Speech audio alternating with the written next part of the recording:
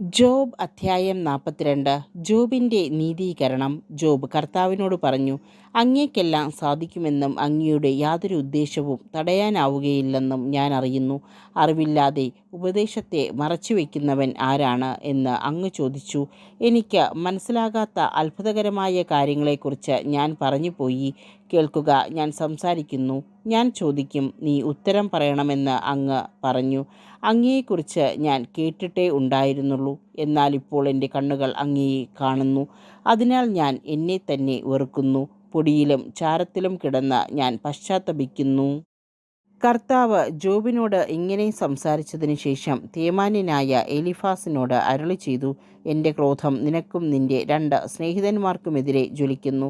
എന്തെന്നാൽ നിങ്ങൾ എന്നെപ്പറ്റി എൻ്റെ ദാസൻ ജോബിനെപ്പോലെ ശരിയായിട്ടല്ല സംസാരിച്ചത്.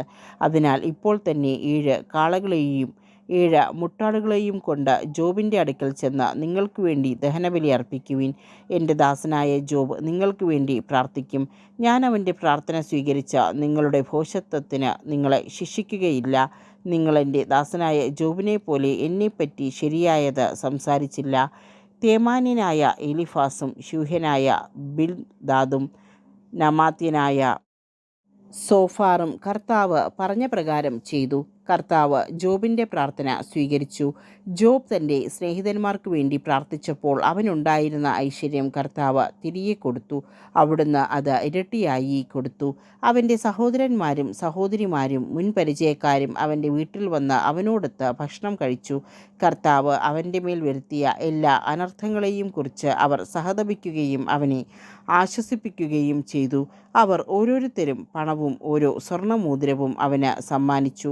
കർത്താവ് അവൻ്റെ ശേഷിച്ച ജീവിതം മുൻപിലത്തേതിനേക്കാൾ ധന്യമാക്കി. അവന് 14,000 ആടുകളും 6,000 ഒട്ടകങ്ങളും 1,000 കാളകളും 1,000 പെൺകഴുതകളുമുണ്ടായി. അവന് 7 പുത്രന്മാരും 3 പുത്രിമാരുമുണ്ടായി.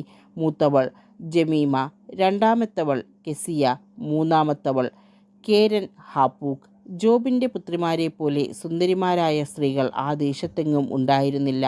പിതാവ് അവർക്കും സഹോദരന്മാർക്കൊപ്പം അവകാശം കൊടുത്തു. അതിനുശേഷം ജോബ് 140 വർഷം ജീവിക്കുകയും മക്കളും മക്കളുടെ മക്കളുമായി 4 തലമുറ വരെ കാണുകയും ചെയ്തു. അങ്ങനെ ജോബ് പൂർണ്ണായുസ്സ് പ്രാപിച്ച വൃദ്ധനായി മരിച്ചു.